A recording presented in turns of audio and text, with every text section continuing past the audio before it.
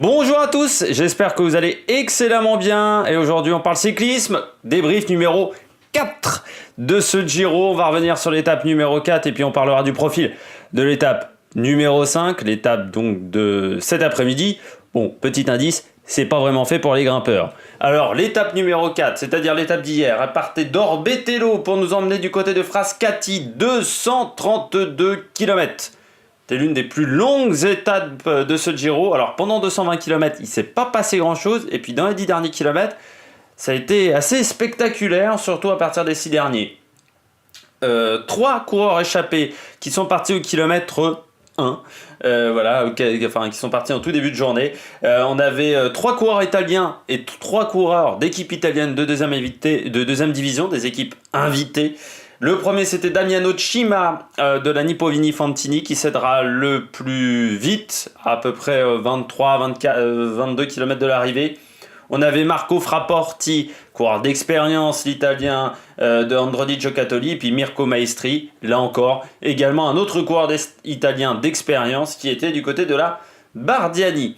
Les 3 coureurs se sont plutôt bien entendus avec un écart qui est monté quasiment jusqu'à 9 minutes à environ 90 km de l'arrivée. Et puis ensuite, le peloton a mis en place le rouleau compresseur et a repris les échappés. Ensuite, ils sont repris à une quinzaine de kilomètres de l'arrivée, mais chute à 6 km de l'arrivée. C'est Puccio qui tape la roue d'un concurrent devant lui, il tombe. Pris dans la chute, Tom Dumoulin, d'autres coureurs vont perdre beaucoup. En fait, à peu près tout le monde perd du temps sur Roglic. Et puis ensuite, un groupe de 15 arrive à se détacher. Gros travail de l'équipe UAE, mais victoire du coureur de la Movistar, Richard Carapaz. On va revenir sur tout ça quand on parlera des top coureurs. Mais tout de suite, le coureur français du jour. Eh bien, le coureur français du jour, c'est encore une fois Arnaud Démare. De toute façon, ils ne sont que 9 au départ. Donc, c'est dur de faire un petit peu de la variété. Qui sauve les meubles aujourd'hui, pas forcément une arrivée qui lui convenait, hein. C'est vrai que je voyais beaucoup de spécialistes dire ça peut convenir aux sprinters, mais ça me semblait un peu trop pentu pour des sprinters du style de Démare. Ça aurait convenu à un Michael Matthews, ça convenait à un Caleb Ewan qui a un plus petit gabarit. Par contre, Arnaud Démare, c'est pas vraiment sa tasse de thé non plus, forcément les arrivées en côte, même s'il nous avait fait une très belle performance une année sur Paris-Nice. Il sauve les meubles au classement du maillot des meilleurs sprinters, enfin du maillot à points, le maillot cyclamen. On est en Italie, il n'est qu'à 8 points d'Ackermann qui est en tête de ce classement. Je pense que c'est son objectif, on l'a vu, hein, il a fait le sprint intermédiaire, le premier sprint intermédiaire, parce que je rappelle qu'il y a des sprints intermédiaires qui comptent pour le classement du maillot cyclamen. Les deuxièmes sprints intermédiaires ne comptent que pour le classement des sprints intermédiaires. Donc ils servent pas à grand chose. Après, bon, on sent que c'est une montée qui était trop dure. Il lâche dans le dernier kilomètre, hein, on sent qu'il est complètement à fond. Face, là encore, à une arrivée qui ne lui convenait pas forcément. Et dommage, Madouas a été ralenti par la chute dans le final. Deuxième coureur français qui a fait une bonne étape, c'est Florian Sénéchal. Lui, le spécialiste des classiques du Nord, qui a fini 6e de Paris-Roubaix cette année, eh bien, finit 5e de l'étape, ce qui est pas mal hein, pour un rouleur, un coureur de classique comme Sénéchal. C'est pas un pur puncher, il l'a dit hein, à Claire-Bricogne à l'arrivée. J'ai senti les kilos en trop dans la dernière montée quand je me suis retrouvé avec des vrais grimpeurs. C'est vrai que le fait qu'il y ait une chute à 6 km de l'arrivée et que ça joue pour le classement général a provoqué une accélération dans cette montée finale qui ne pouvait pas convenir aux sprinteurs, aux purs sprinteurs, on va dire, aux sprinteurs classiques. Donc bonne étape de Florian Sénéchal qu'on devrait revoir bien entendu pour emmener Elia Viviani dans les jours prochains. Attaque de Marlou. Les top coureurs de ce Giro, eh bien le vainqueur, Richard Carapaz, bien entendu le coureur de la Movistar. Bonne opération pour lui. Dommage qu'il ait perdu 40 secondes hier avec la chute au niveau de l'entrée sur la digue du côté de Orbetello. Mais voilà, il arrive à remonter un petit peu dans le classement et puis surtout la hiérarchie dans l'équipe ne va pas être facile parce que Landa perd encore du temps aujourd'hui, donc ce qui fait que c'est lui qui se retrouve, je crois, devant Landa au général, ce qui est pas mal. Donc ça fait qu'il y a 2 cartes à jouer dans cette équipe, même si ils sont déjà au-delà je pense, de la minute 30. Carapace qui a fait une très bonne course. Il s'est placé juste dans les roues des coureurs de l'équipe UAE. Hein. Il était derrière la roue de Florian Sénéchal qui était derrière les coureurs de la team UAE qui faisait le train, on va dire, dans la montée. Et puis aux 400 mètres, il est sorti, c'est-à-dire avant les sprinters. Puis derrière, ça s'est regardé voilà, entre Roglic et Caleb Ewan. Et c'est là où il a remporté la course parce qu'aux 250 mètres, il avait déjà trop d'avance pour qu'on puisse le reprendre, même si on sent que dans les 20 derniers mètres, c'est un peu compliqué pour lui, qu'il est un peu lactique. Deuxième coureur qui a fait une bonne course aujourd'hui, Caleb Ewan. Hier, ça avait été compliqué, hein. Assez mal emmené par ses coéquipiers de la Lotto Soudal. Il avait fini simplement 15e de l'étape qui était pourtant promise aux sprinters. Et le premier jour, il avait eu un peu du mal. Il avait fini, je crois, 4 ou 5 de l'étape numéro 2. Et bien là, aujourd'hui, ça s'est bien passé pour lui. Il finit 2. Il va être frustré, Caleb Ewan, parce que je pense que c'était le plus fort aujourd'hui. C'est l'avantage d'être un sprinter de poche, hein. Il est tout petit, Caleb Ewan. Il est un petit peu dans le même format que McEwen, pour ceux qui se souviennent. Donc forcément, il passe très très bien les côtes parce qu'il a moins de points à déplacer qu'Arnaud Démare. Et en côte, ça aide. Il est sorti un peu tard parce que je crois qu'il pensait que Roglic allait y aller et Roglic était un peu au maximum, un peu à fond à ce moment-là. Il sort qu'aux 250 mètres, il revient fort sur Carapace, mais l'écart avait été fait auparavant, il ne peut pas revenir sur le coureur de la Movistar. Après, c'est intéressant pour lui, ça montre qu'il a des très bonnes jambes, ça montre qu'il a une bonne condition physique, et donc pour les jours à venir, où il y aura encore des étapes pour les sprinters, eh bien, il pourrait remporter une belle étape. Maintenant, on passe aux leaders. Alors, on ne s'attendait pas à ce qu'il se passe grand-chose du côté des leaders aujourd'hui, mais une étape de 235 km, eh bien, souvent les coureurs sont excités en fin de journée parce que bah, voilà, ils ont passé 5h30, 6h sur le vélo et qu'ils n'ont pas fait grand-chose, donc ils s'ennuient. Et à la fin, on a souvent des chutes. Roglic, Primož Roglic, le leader du général, qui conforte son avance. Avant cette étape, il n'avait que 19 secondes d'avance sur Simon Yates. Et bien aujourd'hui, il en a 35, malgré une fin de montée qui fut difficile pour Primož Roglic. Il était à fond, complètement à fond, ce qui peut peut-être dire qu'il n'est pas forcément au-dessus du lot, comme on le pensait après le premier contre-la-montre.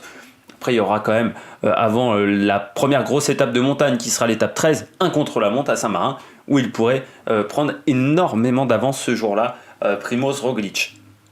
Donc 6e de l'étape, leader du général, 35 secondes d'avance sur Yates et 39 je crois sur Vincenzo Nibali. Deuxième coureur qui a fait une bonne opération aujourd'hui, c'est Diego Ulissi, pour plusieurs raisons. Déjà parce qu'il est dans le premier groupe. Ensuite, il fait encore une bonne course aujourd'hui. Il arrive dans la montée. Dommage, il est un peu court, mais il prend des bonifications car il finit 3e, ce qui veut dire que c'est mieux que Primož Roglic. Il revient un peu dans la course générale, je crois qu'il est 5e. Il n'est qu'à 44 secondes de Roglic. Qui l'aurait cru il y a encore quelques mois quand il était en grande difficulté. Depuis sa 3e place sur la Flèche Wallonne, eh bien, il est en très grande forme, Diego Ulissi. Ça fera forcément partie d'un des prétendants pour la victoire finale, ou au moins pour une place dans le top 5, je pense, sur ce Giro 2019. On passe au bonnet d'âne. Alors on va commencer par un sprinter qui nous a un petit peu déçus aujourd'hui, même si, encore une fois, les circonstances de course ont fait que la montée finale s'est fait extrêmement vite et que ça convenait peut-être pas forcément au sprinter. C'est Elia Viviani qui a complètement explosé. Il faisait partie du groupe de 15 qui avait échappé à la chute dans le groupe de leaders. Et bien pourtant, il finit 43e à une 24 au final de l'étape. Pas les bonnes jambes. Il l'a dit même à Sénéchal, c'est pour ça que Florian Sénéchal a fait le sprint. Bon voilà, pas grand chose à dire pour Viviani, hier déclassé. 50 points de pénalité au classement du maillot cyclamen, c'est-à-dire qu'il n'a plus aucune chance de le remporter. Je pense que mentalement, c'est un peu dur pour lui et que ça va peut-être jouer dans les prochains jours parce que voilà, j'ai le sentiment qu'il a été affecté par ce déclassement qui est très sévère quand même, il faut le dire, parce que le contact avec Moschetti n'est quand même pas hyper impressionnant et je pense que sur d'autres courses, on ne l'aurait pas disqualifié très clairement. Le gros perdant du jour au niveau du général, c'est Tom Dumoulin, le coureur néerlandais qui perd 4 minutes aujourd'hui. Il est tombé à 6 km de l'arrivée. Il avait le genou en sang, Tom Dumoulin. Certainement, il s'est pris un plateau, alors son propre plateau ou le plateau d'un autre coureur. Pour l'instant, il est 18h35 alors j'enregistre sa vidéo. Nous n'avons pas l'information, mais c'est une mauvaise nouvelle pour Tom Dumoulin. Déjà, pas en très grande forme après la première étape, peut-être mal placé dans le peloton tout simplement, peut-être pas les bonnes jambes cette année sur le Giro, mais il a été touché au genou. Une entaille au genou, ce n'est jamais bon. Pour un coureur cycliste, il faut savoir que le genou, c'est le truc qu'il ne faut jamais toucher sur un coureur cycliste, même quand il n'y a pas de pointe de sang. Je peux vous dire que simplement un contact contre le cadre peut des fois vous faire abandonner, tellement ça peut être douloureux au niveau du péroné. Pour Dumoulin, pas sûr qu'il reparte parce que le genou avait l'air d'être entaillé, il est peut-être entaillé profondément et de toute façon même s'il repart, il ne sera pas en très grande forme dans les prochains jours parce que son entaille va peut-être demander des points de suture et on sait très bien que des points de suture dans cette zone-là, c'est très douloureux, c'est très difficile. De toute façon, je pense qu'il l'a compris que cette année ça sera compliqué pour lui sur le Giro.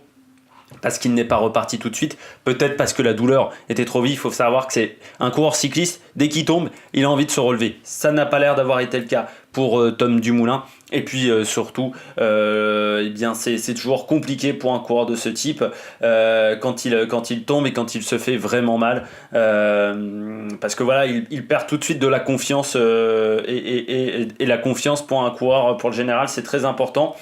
4 minutes 30 au général, et en plus un de ses équipiers qui également était pris dans la chute, c'est Chadaga qui a fini à 5,55. Les autres coureurs qui ont perdu du temps, c'est Landa qui a perdu 44 secondes, il est déjà à 1 minute 50 au général, et puis on va parler de Tendam qui a perdu 9,25 aujourd'hui, je suis même pas sûr que ça soit dû à la chute, et qui est maintenant à 11 minutes 27, c'est déjà fini pour lui au général. Et bien cette étape était dense en information, on a essayé de tout condenser ça en moins de 10 minutes, mais c'est un peu compliqué, donc on va faire vite pour l'étape d'aujourd'hui. Voilà le profil, de toute façon ça va pas être compliqué, on part de Frascati, on va du côté de Terracina, les 25 premiers kilomètres sont pas mal vallonnés, et puis ensuite c'est tout plat, il y aura une côte de 4e catégorie du côté de 16 à 87 km 87.2, donc à peu près une cinquantaine de kilomètres de l'arrivée. Ça ne devrait pas changer grand chose pour l'étape qui devrait se jouer au sprint. Un circuit final d'une dizaine de kilomètres, on passera 2 fois sur la ligne à Terracina. Parcours très intéressant parce que le sprint devrait être très beau, une grande largeur de route, c'est ce qui est indiqué sur le roadbook, et puis surtout une ligne droite d'1,5 km, donc ça devrait permettre au train de bien se placer, pas de virage très compliqué dans les 5 derniers kilomètres, je crois que le dernier virage compliqué, voilà, c'est une petite épingle à 5 km de l'arrivée, et ensuite parcours tout plat, tout nickel pour faire un sprint fantastique. Les favoris demain, je mets Arnaud Démare, je mets Caleb Ewan, et puis je vais mettre Gaviria, et comme grosse pièce je remets Nizzolo parce que je sens que Nizzolo il peut nous faire un gros coup. Je reste sur mon choix de Giacomo Nizzolo. Demain on se retrouve à la même heure, on fera le point sur cette étape numéro 5 et puis on parlera du profil de l'étape numéro 6. Vous en avez maintenant l'habitude. J'espère que vous avez aimé cette vidéo. Si vous avez aimé cette vidéo, le pouce bleu, n'hésitez pas à vous abonner également, n'hésitez pas à réagir dans les commentaires, ça fait toujours plaisir de répondre, ou de mettre des pouces bleus à des idées qui semblent intelligentes. Et puis nous, on se retrouve demain à la même heure. J'espère que vous avez passé un bon moment. C'était l'Amérique Production. Ciao ciao.